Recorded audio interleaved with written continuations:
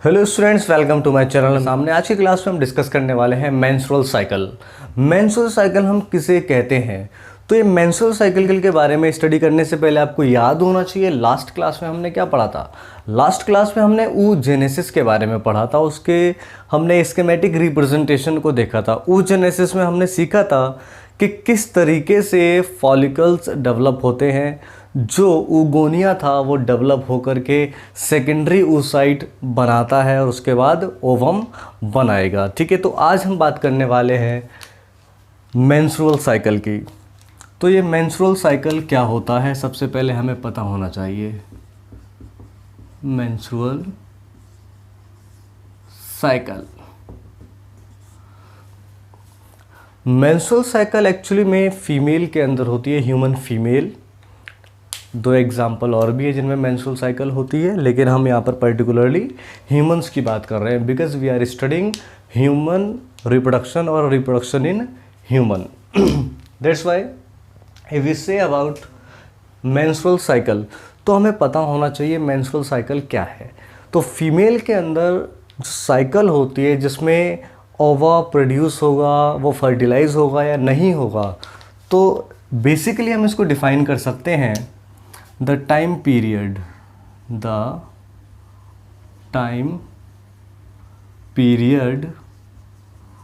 from one menstruation to next menstruation is known as menstrual cycle। तो एक menstruation से दूसरा मेंस्ट्रुएशन के बीच का जो टाइम पीरियड है, ठीक है, तो उसी को हम क्या बोलते हैं? मेंस्ट्रुअल साइकिल बोलते हैं। और ये कब तक होती है? तो इसका जो डेज़ होते हैं वो 28 to 29 डेज़ नॉर्मल होते हैं, यानी कि महीने में एक बार। महीने में भी क्या हम 28 और 29 डेज़ याद रखेंगे। तो उस मेंस्ट्रुअल साइकिल में क्या क्या चेंजेस आते हैं वो इसको यहाँ पर ड्रॉ किया हुआ आपको रिप्रेजेंट दिखाया गया है। तो सबसे पहले हमें पता हो जाना चाहिए मेंस्ट्रुअल साइकिल किस स्टेज में और कब स्टार्ट होती है। जब कोई भी फीमेल 11 to 12 ईयर्स की होती है, तो उसके अंदर फर्स्ट मेंस्ट्रुएशन होता है।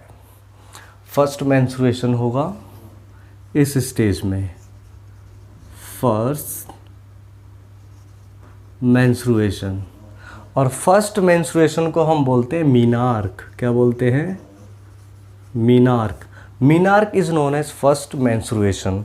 अब इस मेंस्ट्रुएशन में क्या होगा? तो oogenesis में हमने पढ़ा था फॉलिकल्स डेवलप हो रहे थे, primary follicle, secondary follicle, tertiary follicle, Graafian follicle. Graafian follicle ruptured होगा, सेकेंडरी oocyte निकलेगा। तो ये जो सेकेंडरी oocyte निकलेगा, जो फॉलिकल्स डेवलप हो रहे हैं, जब ये ओवा रिलीज़ हो जाएगा, तो वो अगर जो फर्टिलाइजेशन नहीं हुआ तो वो ब्लीडिंग के तौर पे रप्चर्ड हो जाएगा और ब्लीडिंग के फॉर्म में वेजिना के थ्रू बाहर निकलता है म्यूकस के साथ। तो उसी को मेंस्ट्रुएशन कहते हैं। तो ये मेंस्ट्रुएशन जो फीमेल के अंदर कब स्टार्ट होगा? जब कोई भी फीमेल 11 to 12 ईयर की होती है, तो उसी टाइम पे क्या हो जाता है? मेंस्ट्रुएशन स्टार्ट हो जाता है। और फीमेल की जो फर्स्ट मेंस्ट्रुएशन है उसको हम मीनार्क कहते हैं। अब अगर जो फर्स्ट 11 to 12 ईयर पे हो रहा है तो लास्ट भी होता होगा। तो लास्ट मेंस्ट्रुएशन फीमेल के अंदर होता है 45 to 50 ईयर्स में, जिसको हम मीनोपॉज कहते हैं। मीनोपॉज, ठीक है। यानी कि कोई भी फीमेल जब 45 या 50 ईयर्स की हो जाती है तो उसके बाद उसमें मेंस्ट्रुएशन बंद हो जाता है। उसके बाद मेंस्ट्रुएशन नहीं होगा, एग प्रोड्यूस नहीं होगा, ओवा प्रोड्यूस नहीं होगा। तभी हम उस कंडीशन को क्या बोलते हैं? लास्ट मेंस्ट्रुएशन को हम बोलते हैं मीनोपॉज। ध्यान रखना, फर्स्ट मेंस्ट्रुएशन को हमने क्या बोला? फर्स्ट मेंस्ट्रुएशन को हमने बोला मीनार्क, और लास्ट मेंस्ट्रुएशन को हम क्या कहते हैं? मीनोपॉज। तो ये टर्म आपको ध्यान होने चाहिए।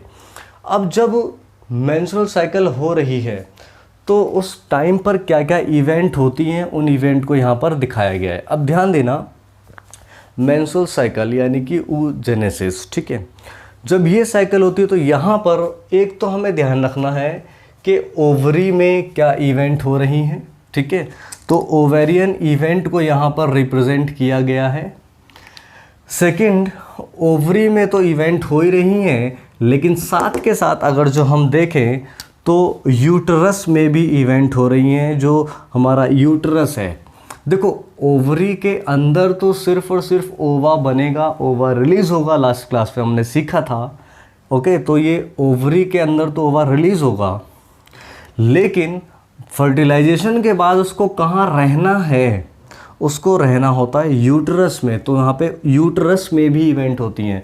अगर जो ओवरी में इवेंट हो रही हैं, primary follicle, secondary follicle, tertiary follicle बन रहा है, तो उसी के साथ साथ यूटरस में भी कुछ चेंजेस होते हैं। उन चेंजेस को यहाँ पर दिखाया गया है।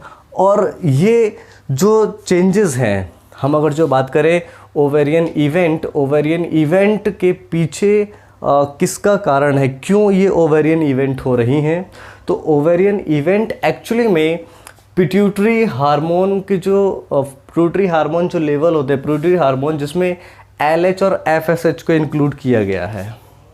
यहाँ पर जो हार्मोन है वो कौन से हैं, LH एंड FSH।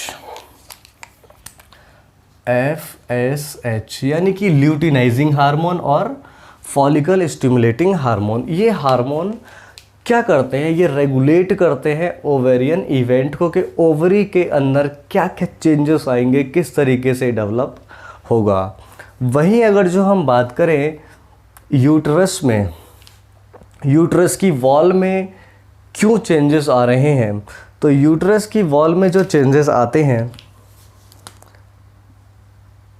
उनके पीछे रिस्पॉन्सिबल एक तो पिट्यूटरी हार्मोन ही है, साथ में ये जो ओवरी के अंदर इवेंट हो रही है इसमें फॉलिकल डेवलप हो रहा है, यहाँ से हार्मोन्स निकलते हैं और इन हार्मोन्स को हम कहते हैं ओवेरियन हार्मोन।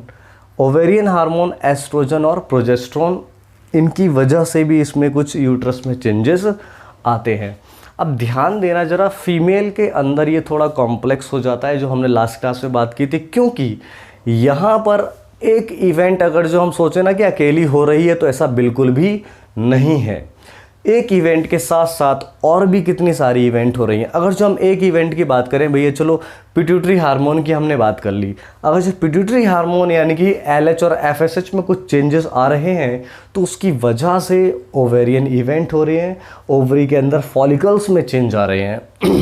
अगर जो फॉलिकल्स में चेंज आ रहे हैं, फॉलिकल डेवलप कर रहा है, तो वहाँ से कुछ हार्मोन निकलते हैं जिसको हम ओवेरियन हार्मोन बोलते हैं, और जिनकी वजह से यूट्रस में चेंज आ रहे हैं। और यूट्रस में चेंज सिर्फ और सिर्फ इनकी वजह से नहीं आते, ओवेरियन इवेंट जो हो रही है इसकी वजह से और पिट्यूटरी हार्मोन की वजह से भी चेंजेस आते हैं। यानी कि एक तो ओवेरियन इवेंट, दूसरे यूट्रस इवेंट और फिर हार्मोन, यानी कि साथ साथ प्रोसेस चलते हैं। इसलिए इस डायग्राम को दिखाया गया है ताकि आप इंटरप्रीट कर सकें किस तरीके से क्या क्या होता है।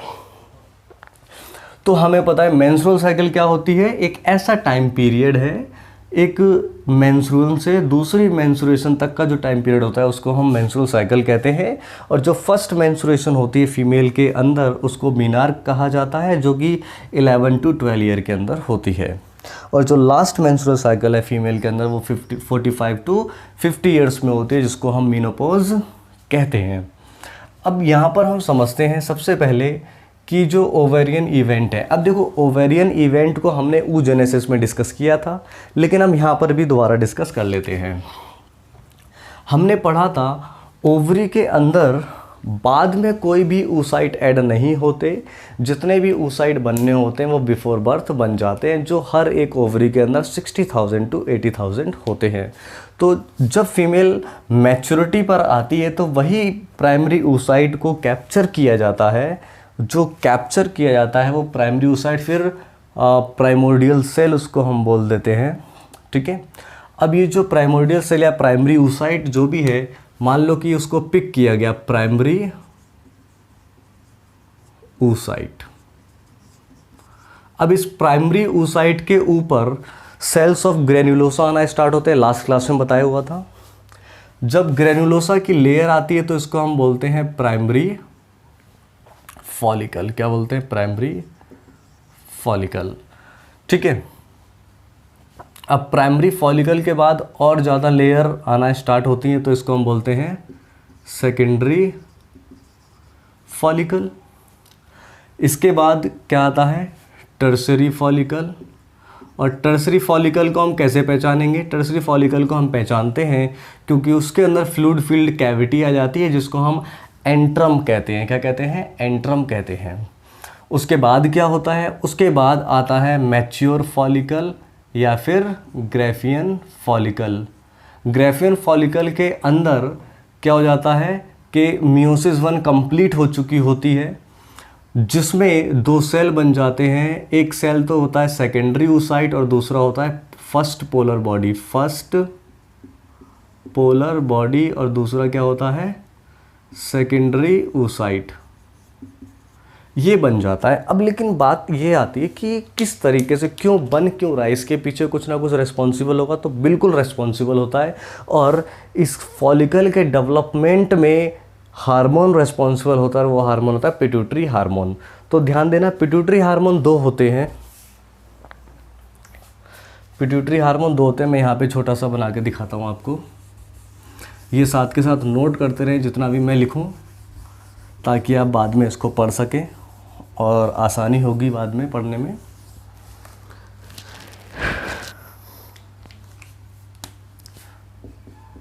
पिट्यूटरी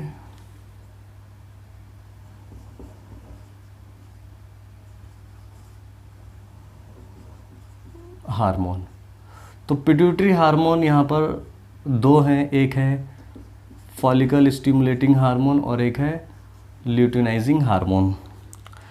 एक्चुअली में जब फीमेल मैच्योर होती है तो हर मंथ जब मेंस्ट्रुएशन होने वाला होता है तो वहाँ पर हाइपोथैलेमस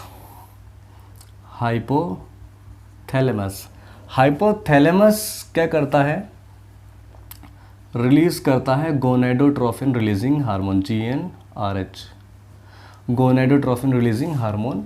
और ये gonadotrophin releasing hormone anterior pituitary पर वर्क करते हैं।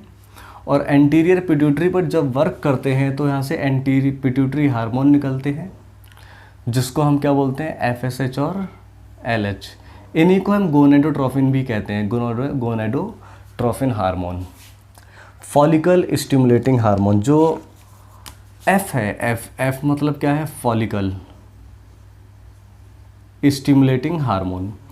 अब यहाँ पर हमें समझ में आता है कि जो FSH है, फॉलिकल स्टिमुलेटिंग हार्मोन है, इसी की वजह से जो फॉलिकल बन रहे हैं, यानी कि जो डेवलपमेंट हो रहा है, primary follicle, secondary follicle, tertiary follicle और मैच्योर फॉलिकल, तो इन फॉलिकल्स का जो डेवलपमेंट है वो किसकी वजह से होता है, वो होता है फॉलिकल स्टिमुलेटिंग हार्मोन की वजह से।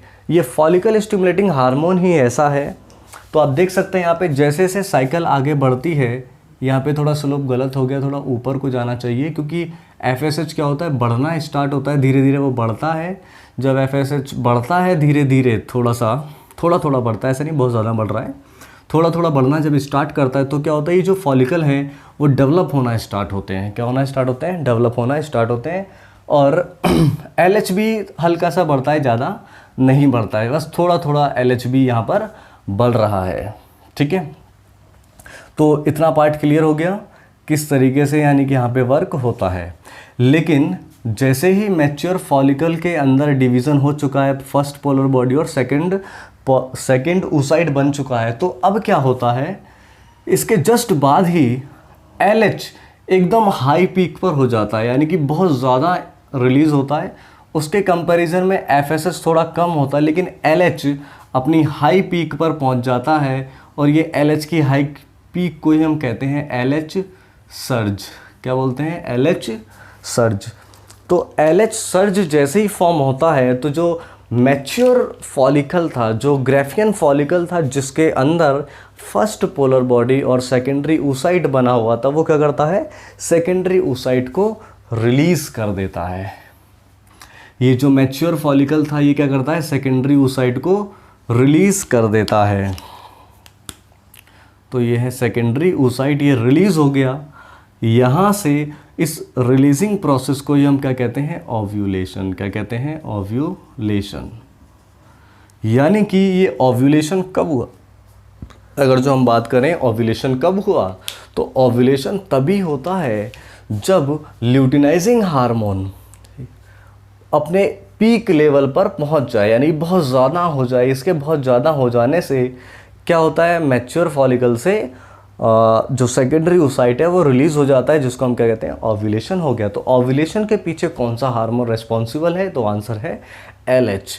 कुछ मात्रा में FSH भी होता है, लेकिन अगर जो मेन रीज़न हम जाने तो वो क्या है, LH हार्मोन है, ल्यूटिनाइजिंग हार्मोन है। ठीक है, अब क्या हो चुका है यहाँ पे, ल्यूटिनाइजिंग हार्मोन जैसे ही पीक लेवल पकड़ता है तो ओव्यूलेशन हो जाता है, यानी कि सेकेंडरी ओसाइट रिलीज़ हो गया। आई होप कि इतना क्लियर होगा। ठीक है, तो आगे देखते हैं। अब जैसे ही ओव्यूलेशन हो गया उसके बाद क्या होता है। अब ओव्यूलेशन में जो सेकेंडरी ओसाइट है, ये सिर्फ सेकेंडरी oocyte रिलीज नहीं होता, जो आसपास यहाँ पर जो सेल्स थे उन सेल्स के साथ में रिलीज होता है, कुछ ग्रेन्युलोसा के सेल्स भी लेकर के जाता है। तो अगर जो हम आगे बढ़ते हैं, इसी को आगे देखें, तो अब यहाँ पे क्या होता है, क्योंकि फॉलिकल डेवलप हो चुका है, FSH का काम हो चुका है, तो अब वो थोड़ा कम हो जाता है। अब वो थोड़ा क्या हो जाएगा, कम, क्योंकि अब इसका काम नहीं रहा। LH ने भी अपना काम कर दिया है, तो वो भी कम हो जाता है पहले के कंपैरिजन में। ठीक है, अब ये दोनों क्या हो चुके हैं, कम हो चुके हैं। लेकिन अगर जो आप देखें, दोनों कम हो चुके हैं, लेकिन इतना भी कम नहीं हुआ जितना पहले थे।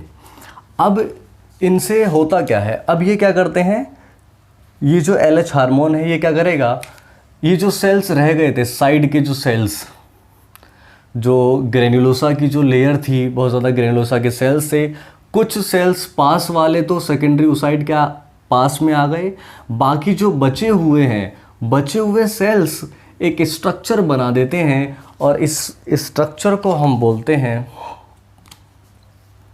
Corpus luteum. क्या कहते हैं, कॉर्पस ल्यूटियम।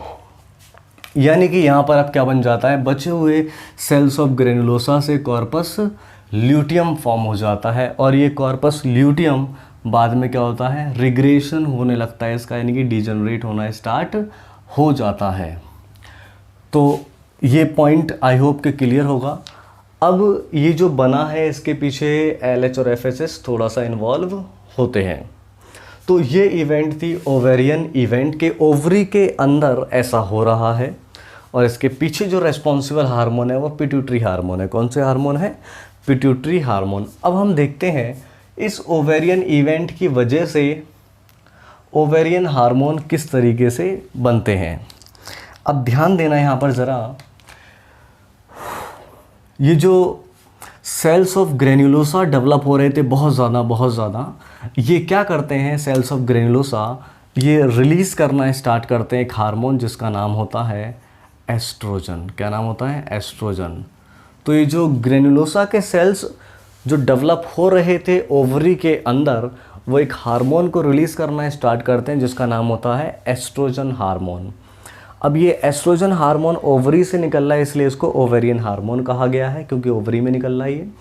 अब यहाँ पे जैसे जैसे प्राइमरी फॉलिकल डेवलप होता रहा तो एस्ट्रोजन हार्मोन भी निकलता रहा। जैसे ही मैच्योर फॉलिकल बना, क्या बना, मैच्योर फॉलिकल, तो मैच्योर फॉलिकल बनने पर एस्ट्रोजन हार्मोन एकदम से बहुत ज़्यादा हो जाता है, यानी कि ओव्यूलेशन के टाइम पर एस्ट्रोजन भी बहुत ज़्यादा रिलीज़ होता है। अब ऐसा नहीं है कि एस्ट्रोजन के रिलीज़ होने से ओव्यूलेशन हो रहा है, नहीं, बिल्कुल भी ऐसा नहीं बोलेंगे आप। ओव्यूलेशन LH की वजह से हुआ है, LH हार्मोन के इंक्रीज़ होने की वजह से ओव्यूलेशन हुआ है, और ये एस्ट्रोजन यहाँ पर ज़्यादा हुआ था क्योंकि यहाँ पर ग्रेफियन फॉलिकल के ऊपर सेल्स ऑफ ग्रेनुलोसा बहुत ज़्यादा हो जाते हैं, जिससे बहुत ज़्यादा एस्ट्रोजन हार्मोन निकलता है। लेकिन अगर जब वहीं हम दूसरे हार्मोन की बात करें, प्रोजेस्टेरोन, ये भी ओवेरियन हार्मोन होता है, इसमें अभी तक कोई चेंजेस नहीं आते, सेम वैसा का वैसा ही रहता है।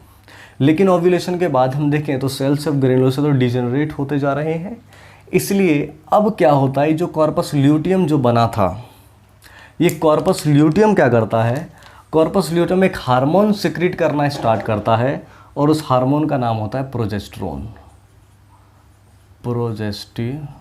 हार्मोन।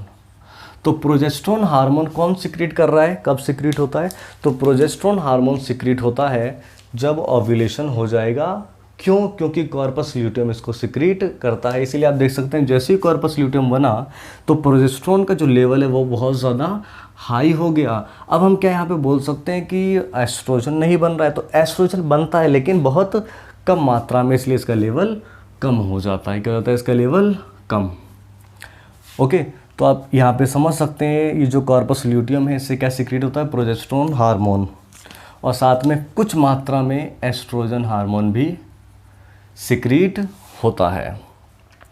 तो प्रोजेस्टेरोन का लेवल यहाँ पर क्यों बढ़ा हुआ है? तो आप बता सकते हैं कॉर्पस ल्यूटियम जो डिजेनरेट हुआ था ग्रैन्युलोसा की सेल्स, उससे प्रोजेस्टेरोन हार्मोन सिक्रीट होता है, इसलिए ओव्यूलेशन के बाद उसका लेवल बहुत ज़्यादा हो जाता है और एस्ट्रोजन कम मात्रा में निकलता है, इसके लेवल कम हो जाता है।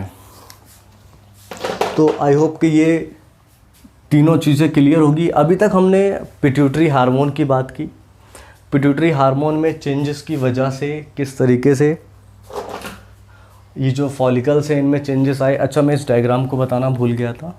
तो ये जो फॉलिकल स्टिमुलेटिंग हार्मोन है ये ओवरी के अंदर फॉलिकल्स को डेवलप करता है, primary follicle, secondary follicle, tertiary follicle, graphene follicle, उसके बाद ओव्यूलेशन। तो ये इस तरीके से होता है। ये जो LH हार्मोन है, LH हार्मोन क्या करता है? ये ल्यूटिनाइजिंग हार्मोन है जो कि ओव्यूलेशन करवाएगा। क्या करवाएगा? ओव्यूलेशन। यहाँ से जो ओवा निकलता है वो LH की वजह से होता है। फॉलिकल का डेवलपमेंट FSH कर रहा है लेकिन ओव्यूलेशन कौन करवाता है? LH करवाता है। ठीक है, तो ये पॉइंट है। अब हम बात कर लेते हैं कि यूट्रस में क्या इवेंट हो रहे हैं, क्योंकि जैसे जैसे ओवरी के अंदर ओवेरियन इवेंट हो रहे हैं उसको देखते हुए यूट्रस में भी कुछ इवेंट होते हैं। अब बात आती है कि यूट्रस में क्यों इवेंट चल रहे हैं। देखो, सिंपल सी बात है, आप ज़रा लॉजिक लगाओ। ओवरी के अंदर ओवेरियन इवेंट चल रहे हैं, उन इवेंट में क्या होगा? उस इवेंट में ओव्यूलेशन हो रहा है, सेकेंडरी oocyte रिलीज़ हो रहा है। अब ये सेकेंडरी oocyte का होता क्या है? आपको अच्छे से पता है जो सेकेंडरी oocyte बना है इसका फर्टिलाइजेशन होगा। जब स्पर्म आगे मिलेगा तब ये ओवा बनेगा, देन फर्टिलाइजेशन होगा, फ्यूज़न होगा स्पर्म का और एग का, और क्या बनेगा? ज़ाइगोट बनेगा। यही तो होता है बेसिकली जो एग बन रहा था। अब मान लो कि फर्टिलाइजेशन हो गया, तो फर्टिलाइजेशन के बाद ज़ाइगोट कहाँ पर आएगा? ज़ाइगोट पहुँचता है यूट्रस के अंदर, डेवलप हो करके ज़ाइगोट बना, फिर 2 सेल 4 सेल, ठीक है, इस तरीके से डेवलप होकर वो यूट्रस में पहुंचेगा। और यूट्रस में जाने के बाद क्या होगा? इम्प्लांटेशन होगा। क्या होगा? इम्प्लांटेशन होगा।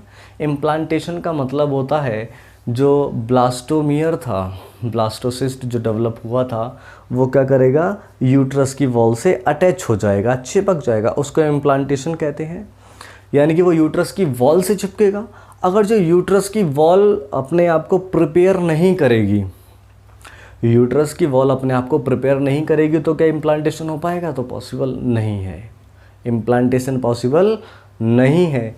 इसलिए यूट्रस को भी अपने आप को प्रिपेयर करना होता है, क्योंकि उसे नहीं पता है कि जो रिलीज़ होने वाला सेकेंडरी oocyte है उसका फर्टिलाइजेशन होगा या नहीं होगा।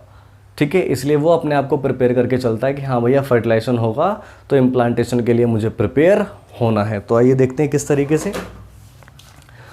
तो यूट्रेन इवेंट की अगर जो हम बात करें तो यहाँ पर सबसे पहले आप देख सकते हैं यूट्रस जो था वो पहले थिक था काफ़ी, ठीक है, लेकिन हुआ क्या? फर्टिलाइजेशन ना होने की वजह से, फर्टिलाइजेशन ना होने की वजह से ये जो थिक यूट्रेन वॉल थी वो डिजनरेट होना स्टार्ट हो गई। तो उसके डिजनरेट होने से, उस वॉल के डिजनरेट होने से यहाँ पर मेंसेस स्टार्ट हो जाता है 1 तारीख को। जब फीमेल के अंदर मेंस्ट्रुअल साइकिल के दौरान जो फर्स्ट ब्लीडिंग होती है उसको हम डे 1 बोलते हैं, और उस डे 1 को यहाँ पर रिप्रेजेंट किया गया है। तो डे 1 में क्या होता है? मेंसेस होता है, ब्लीडिंग होती है, और वो अराउंड 3 to 5 डेज़ रहती है, 3 to 5 डेज। तो इस टाइम यूट्रस से ब्लीडिंग होती है प्लस म्यूकस रप्चर्ड ओवम यहाँ से बाहर निकलता है और यूट्रस बिल्कुल पतला, यानी कि ब्लीडिंग की वजह से थोड़ा वेन्स इसमें कम हो जाती हैं, ब्लड वेसल्स भी कम होते हैं, तो वो पतला हो जाता है, यूट्रस की वॉल बिल्कुल थिन होना स्टार्ट हो जाती है। लेकिन जैसे ही फॉलिकल्स डेवलप होना स्टार्ट होते हैं, अब दोबारा ध्यान देना, जैसे ही फॉलिकल्स डेवलप होना स्टार्ट होते हैं तो इसको यूट्रस को लगता है कि भैया फॉलिकल डेवलप हो रहा है, ओव्यूलेशन होगा तो फर्टिलाइजेशन हो सकता है। तो इसलिए इसमें क्या होता है, यूट्रस में प्रोलिफरेशन यानी कि इसकी थिकनेस बढ़ना स्टार्ट हो जाती है। इसकी थिकनेस लगातार बढ़ रही है, इसकी थिकनेस बढ़ती चली जाती है। लेकिन जैसे ही यूट्रस ने अपने आप को तो प्रिपेयर कर लिया, यूट्रस ने अपने आप को प्रिपेयर कर लिया है, थिकनेस बढ़ती चली गई यूट्रस वॉल की, इसने अपने आप को प्रिपेयर कर लिया इम्प्लांटेशन के लिए। लेकिन होता क्या है, अब ओव्यूलेशन जब हुआ तो ओव्यूलेशन के बाद ना 2 कंडीशन आती हैं, या तो फर्टिलाइजेशन होगा या फर्टिलाइजेशन नहीं होगा। अब ध्यान देना, जैसे ही ओव्यूलेशन हुआ अगर जो फर्टिलाइजेशन होता है तो ठीक है, फर्टिलाइजेशन होगा, जाइगोट बनेगा, वो यहाँ पर आके इम्प्लांट हो जाएगा क्योंकि इसने अपने आप को प्रिपेयर किया हुआ था, इम्प्लांटेशन होगा। लेकिन अगर जो फर्टिलाइजेशन नहीं होगा, अगर जो फर्टिलाइजेशन नहीं हुआ तो क्या होगा, अगर जो फर्टिलाइजेशन नहीं हुआ तो ये जो सेकेंडरी oocyte जो रिलीज़ हुआ था एलएस सर्च पे ओव्यूलेशन के दौरान, ये क्या होगा, रप्चर्ड हो जाएगा। ये रप्चर्ड होगा, इसके रप्चर्ड होने से क्या होगा, फिर बाद में जैसे ये रप्चर्ड होगा तो यूट्रस की जो थिकनेस बढ़ी थी इम्प्लांटेशन के लिए, अब वो क्या बोलेगा, यार जब फर्टिलाइजेशन नहीं हुआ, इम्प्लांटेशन नहीं हुआ, मैं थिक होकर क्या करूं। अब ये क्या होता है, जो थिकनेस बढ़ी थी वो सबका सब क्या हो जाता है, डिजनरेट होना स्टार्ट हो जाता है, यूट्रस वॉल अब पतली होना स्टार्ट हो जाती है, उसकी थिकनेस जो है वो कम होने लगती है और ये सिक्रीशन यहाँ से स्टार्ट हो जाता है, ब्लड वगैरह यहाँ से स्टार्ट हो जाता है, म्यूकस निकलना स्टार्ट हो जाता है, साथ में ओव्यूलेशन। अब जैसे ये निकलना स्टार्ट होता है, ये एंडोमेट्रियल वॉल जो है वो जैसे ही उसकी थिकनेस कम होती है, तो जैसे ही कम होना स्टार्ट होगी तो वो नेक्स्ट साइकिल आ जाती है जिसको हम मेंसेस कहते हैं, यानी कि मेंस्ट्रुअल साइकिल स्टार्ट हो जाती है। यानी कि जो मेंस्ट्रुअल साइकिल में जो ब्लीडिंग हुई है, जो ब्लड निकल रहा है, म्यूकस निकल रहा है, रप्चर्ड ओवम निकल रहा है, ये एक्चुअली में प्रीवियस साइकिल का पार्ट होती है। किसका पार्ट होती है, ये प्रीवियस साइकिल का। बात समझ में आ गई। तो इस तरीके से एंडोमेट्रियल वॉल अपने आप को प्रिपेयर करती है। अब यहाँ पर जो मेंस्ट्रुअल साइकिल है ये अराउंड कितने डेज़ की होती है, 28 to 29 डेज़ की होती है। इसको डिवाइड किया गया है 4 पार्ट में। कितने पार्ट में बांटा गया है, मेंस्ट्रुअल साइकिल को 4 पार्ट में बांटा गया है, और हम बोल सकते हैं 4 फेज होते हैं मेंस्ट्रुअल साइकिल के।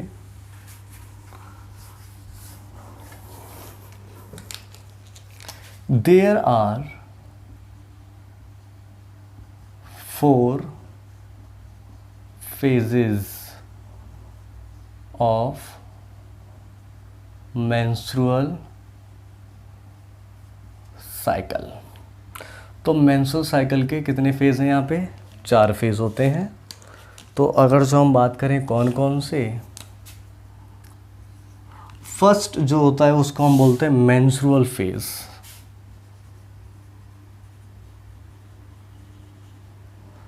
मेंस्ट्रुअल फेज़ जो 3 से 5 दिन का होता है। सेकंड होता है फॉलिकुलर फेज़।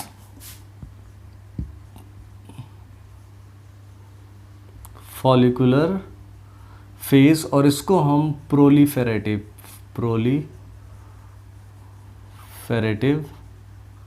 फेज़ भी कहते हैं, और ये 6 to 13 डे तक होता है। ये डे मतलब हम एक डेट की बात कर रहे हैं। फर्स्ट ब्लीडिंग जो स्टार्ट हुई वो पहली डेट मतलब 1 तारीख, ऐसे ही वो 3 दिन तक चला, 3 से 5 दिन तक चला, ऐसे ही 5 दिन के बाद 6 से 13 दिन होंगे वो फॉलिकुलर फेज़ के होंगे, प्रोलिफेरेटिव फेज़ के होंगे।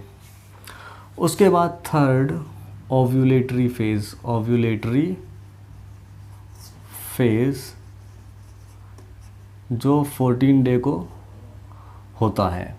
अब किसी किसी बुक में ओव्यूलेटरी फेज़ को फॉलिकुलर फेज़ में ही दिया गया है, 14 डे किया गया है और बोला गया है कि 3 फेज़ होते हैं, क्योंकि उन्होंने ओव्यूलेटरी फेज़ को काउंट नहीं किया। फोर्थ फेज़ की अगर जो हम बात करें तो फोर्थ होता है ल्यूटियल फेज़ और सिक्रीटरी फेज़। ल्यूटियल फेज़ और सिक्रीटरी फेज़, तो ये 4 फेज़ होते हैं। अब ये कब तक रहेगा, तो 15 to 28 डेज तक यही वाला फेज़ रहता है। अब हमें पता होना चाहिए कि इन फेजेस में एक्चुअली में क्या क्या हो रहा है। तो अगर जो हम इन फेजेस की बात करें, सबसे पहले हम मेंस्ट्रुअल फेज़ की बात करते हैं। तो जो मेंस्ट्रुअल फेज़ है वो 3 से लेके 5 दिन तक रहता है, यानी 3 to 5 डेज तक ये रहेगा। इसके दौरान क्या होगा, इसके दौरान ब्लीडिंग होगी, ठीक है, म्यूकस ब्लीडिंग सब वेजिना के थ्रू बाहर निकलना स्टार्ट होते हैं और जो एंडोमेट्रियल वॉल है वो थिन होना स्टार्ट हो जाती है। अगर जो हम हार्मोन्स की बात करें तो हार्मोन पर कोई इफ़ेक्ट नहीं होता, ओवेरियन हार्मोन सेम उसी पोजीशन में होंगे, ठीक है, और इसका लेना देना अभी यहाँ से डायरेक्टली नहीं है क्योंकि इन पर कोई इफ़ेक्ट नहीं पड़ रहा है। लेकिन वहीं हम बात करें फॉलिकुलर फेज़ की, अब बात आती है इसको फॉलिकुलर फेज़ क्यों बोला गया। अच्छा, मेंस्ट्रुअल फेज़ को क्यों बोला, क्योंकि वहाँ पे मेंस से स्टार्ट होता, मेंस्ट्रुअल साइकिल स्टार्ट हो रही थी, इसलिए मेंस्ट्रुअल फेज़ बोला गया। लेकिन अगर जो हम बात करते हैं सेकेंड की कि इसको फॉलिकुलर फेज़ क्यों कहा गया है, तो इसको फॉलिकुलर फेज़ इसलिए बोला गया है क्योंकि यहाँ पर फॉलिकल्स डेवलप हो रहे हैं, primary follicle, secondary follicle, tertiary follicle, Graafian follicle, follicle बन रहा है, डेवलपमेंट हो रहा है फॉलिकल्स का, इसलिए क्या बोला है इसको फॉलिकुलर फेज़ बोला है। इसको प्रोलिफेरेटिव फेज़ भी कहते हैं। प्रोलिफेरेटिव फेज़ क्यों बोला, प्रोलिफेरेट का मतलब होता है ग्रोथ होना, प्रोलिफेरेट का मतलब होता है बहुत जल्दी से ग्रोथ होना। तो यहाँ पे फॉलिकल्स के अंदर ग्रोथ हो रही है और हम बोल सकते हैं यूट्रस के अंदर भी ग्रोथ हो रही है, इसीलिए इसको हम क्या कहते हैं, प्रोलिफेरेटिव फेज़ कहते हैं। और इस फेज़ के दौरान, इस फेज़ के अगर जो हम बात करें कि इसमें क्या हो रहा है, तो प्रोलिफेरेटिव फेज़ में जो एंडोमेट्रियल की वॉल है वो थिक होना स्टार्ट हो जाती है। और ये जो थिक हो रही है, क्यों थिक होना स्टार्ट होती है, क्योंकि एस्ट्रोजन का लेवल बढ़ना स्टार्ट हो जाता है। एस्ट्रोजन का लेवल यहाँ पर बढ़ रहा है, एस्ट्रोजन के लेवल के बढ़ने की वजह से एंडोमेट्रियल की वॉल जो है वो थिक होने लगती है। और ये एस्ट्रोजन निकल कहाँ से रहा है, तो फॉलिकल के डेवलप होने से जो सेल्स ऑफ ग्रेनुलोसा हैं वो एस्ट्रोजन को सिक्रीट कर रहे हैं, क्या कर रहे हैं, सिक्रीट कर रहे हैं। और इसको कौन कंट्रोल करता है, इसको कंट्रोल करने वाला है FSH, फॉलिकल स्टिमुलेटिंग हार्मोन। तो अगर जो हम बात करें रियल में कि फॉलिकुलर फेज़ में क्या हो रहा है, तो हम बोल सकते हैं फॉलिकुलर फेज़ में FSH हार्मोन धीरे धीरे इंक्रीज़ होना स्टार्ट होता है। नेक्स्ट पॉइंट, अगर जो FSH हार्मोन इंक्रीज़ हो रहा है तो उसकी वजह से फॉलिकल डेवलप हो रहा है। फॉलिकल्स अगर जो डेवलप होता है तो सेल्स ऑफ ग्रेनुलोसा इंक्रीज़ हो रहे हैं। सेल्स ऑफ ग्रेनुलोसा अगर जो इंक्रीज़ हो रहे हैं तो वो सिक्रेट करते हैं एक हार्मोन जिसका नाम होता है एस्ट्रोजन हार्मोन। अब ये एस्ट्रोजन हार्मोन जब ज़्यादा होगा, सिक्रीट होगा, ठीक है, और इसके दौरान जो एंडोमेट्रियल वॉल है वो भी थिक होना स्टार्ट हो जाती है। तो ये होता है प्रोलिफेरेटिव फेज़ के अंदर जो 6 से 13 दिन तक चलता है। लेकिन हम बात करें अगर जो ओव्यूलेटरी फेज़ की, तो ओव्यूलेटरी फेज़ अब हम डेट के अकॉर्डिंग बात कर रहे हैं, ये होता है 14 डे पर। कब होता है ये, 14 डे पर। यानी कि 14 डे पर क्या होता है, तो ओव्यूलेटरी फेज़ में हम अगर जो बात करें तो LH हार्मोन बहुत ज़्यादा हो जाता है, जिसकी वजह से ओव्यूलेशन होता है, ओवा एग रिलीज़ होता है, सेकेंडरी oocyte, हम एग और ओवा ना बोल के सेकेंडरी oocyte बोलेंगे क्योंकि ओव्यूलेशन में एग और ओवा रिलीज़ नहीं होता है, सेकेंडरी oocyte रिलीज़ होता है।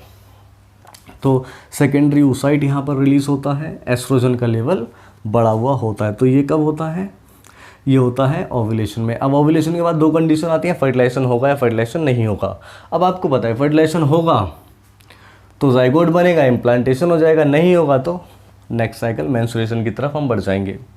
आगे हम बात करते हैं, अगला होता है ल्यूटियल फेज़। अब इसको ल्यूटियल फेज़ क्यों बोला, क्योंकि यहाँ पर कॉर्पस ल्यूटियम डेवलप होता है। क्या डेवलप होता है, कॉर्पस ल्यूटियम। और ये जो कॉर्पस ल्यूटियम वो सिक्रीट करना स्टार्ट करता है, सिक्रीशन करता है इसलिए सिक्रीटरी फेज भी बोला गया। क्या सिक्रीट करता है? तो ये सिक्रीट करता है प्रोजेस्टेरोन हार्मोन को, और ये जो प्रोजेस्टेरोन हार्मोन जब सिक्रीट होता है तो प्रोजेस्टेरोन का लेवल एकदम से बढ़ जाता है, कुछ मात्रा में एस्ट्रोजन भी सिक्रीट करता है। अब प्रोजेस्टेरोन बढ़ रहा है। अब प्रोजेस्टेरोन के बढ़ने से क्या होता है? प्रोजेस्टेरोन का बढ़ना इंडिकेट करता है कि यूट्रस की जो वॉल है वो ज़्यादा थिक हो जाए। तो यहाँ पर क्या होता है? यूट्रस की वॉल थिक होती है, लेकिन जैसी फर्टिलाइजेशन नहीं होता है फिर इसकी थिकनेस कम होना स्टार्ट हो जाती है और धीरे धीरे कॉर्पस ल्यूटेम भी डिजनरेट हो जाता है। जब ये स्टार्ट होती है वीक होना, यानी कि इसकी थिकनेस कम होना स्टार्ट, तो हम बोल सकते हैं कि अगली साइकिल स्टार्ट होने वाली है, जिसको हम क्या कहते हैं, दोबारा से मेंस्ट्रुएशन स्टार्ट हो जाएगा। और ये जो साइकिल है सेक्रेटरी फेज़ है वो 15 to 28 या 29 डे तक पॉसिबल होता है। क्या आपको बात समझ में आ गई? आई होप कि ये सारी बातें क्लियर होंगी। अब यहाँ पर हम बात करते हैं एस्ट्रोजन हार्मोन। एस्ट्रोजन हार्मोन जो है वो बहुत ज़्यादा इंपॉर्टेंट है, क्योंकि फीमेल के अंदर जितने भी फीमेल वाले कैरेक्टर्स हैं, प्रॉपर्टीज़ हैं, वो कौन लेकर आता है? एस्ट्रोजन लेकर आता है। इसलिए इसको हम फीमेल हार्मोन भी कहते हैं। फीमेल हार्मोन का नाम क्या होता है? एस्ट्रोजन। ऐसे ही मेल हार्मोन कौन सा होता है? तो टेस्टोस्टेरोन, आपको पता होगा, वो मेल हार्मोन होता है। ठीक है, आई होप कि ये सारी बातें आपको समझ में आ गई होंगी। इसको नोट ज़रूर करें, बिल्कुल प्रॉपर वे में इसके नोट्स बनाएं। ओके, और ये ध्यान रखें ओव्यूलेशन 14th डे पर होगा। कब होगा? 14th डे पर होगा। अब ये जो साइकिल है, अब यहाँ पे थोड़ा ध्यान देना, ये जो साइकिल है यहाँ पे थोड़ा कन्फ्यूज़न सी रहती है कि कौन सा जो टाइम है वो ज़्यादा रिस्कियर होता है फर्टिलाइजेशन का। तो ध्यान दो, जब 14th डे पर, अब देखना जैसे ही मेंस्ट्रुएशन स्टार्ट हुआ, एक माना हमने, तो उसका जो 14th डे यानी कि 14वां दिन, उसमें ओव्यूलेशन होगा। ओव्यूलेशन के बाद जो oocyte रिलीज़ हुआ है, मैंने कहा था इसके रिलीज़ होने के 24 to 48 आवर, जैसे रिलीज़ हुआ तो 24 to 48 आवर तक इसका फर्टिलाइजेशन हो जाना चाहिए। सबसे पहले तो ये भी बहुत कम, 24 आवर्स के अंदर इसका फर्टिलाइजेशन हो जाना चाहिए, तब तक ये फर्टिलाइजेशन हो सकता है। इसके बाद फर्टिलाइजेशन इम्पॉसिबल हो जाता है। अगर जो हम बात करें, देखना 14 डे पर क्या हुआ? ओव्यूलेशन हुआ। तो अगर जो 24 आवर के अंदर स्पर्म आ गया तो फर्टिलाइजेशन हो जाएगा, और 24 आवर के अंदर नहीं आया तो 48 तक भी आया तो फर्टिलाइजेशन के चांसेस हैं। लेकिन अगर जो इससे ज़्यादा हुआ तो फर्टिलाइजेशन पॉसिबल नहीं है, क्योंकि जैसे ही 48 आवर का मतलब 2 दिन, रिलीज़ होने के 2 दिन के बाद, 2 दिन के बाद तक ये क्या करता है? ये फैलोपियन ट्यूब से रिलीज़ होने वाला होता है। फैलोपियन ट्यूब से अगर जो निकल गया तो फर्टिलाइजेशन के चांसेस बहुत कम हो जाते हैं, क्योंकि फर्टिलाइजेशन कहाँ पर होता है? एम्पुलरी स्टमक जंक्शन पे। जो फीमेल होती है, फीमेल रिप्रोडक्टिव सिस्टम में मैंने आपको पढ़ाया था फैलोपियन ट्यूब, उसके 3 पार्ट होते हैं। सबसे पहला पार्ट होता है उसका इन्फंडिबुलम, एम्पुला और स्टमस। तो एम्पुलरी स्टमक जंक्शन पर क्या होता है? फर्टिलाइजेशन होता है। ठीक है, अगर जो इससे ज़्यादा टाइम हो गया तो फिर फर्टिलाइजेशन नहीं होगा। तो इस तरीके से हम इसको स्टडी करते हैं। क्या है? मेंस्ट्रुअल साइकिल के बारे में था, क्या क्या इवेंट्स यहाँ पर हो रही हैं वो हमने स्टडी किया हुआ है। ठीक है, तो मेरे चैनल को सब्सक्राइब करें, वीडियोस को लाइक करें, कमेंट करें, शेयर करना बिल्कुल भी ना भूलें। Thank you for watching biology by MSK।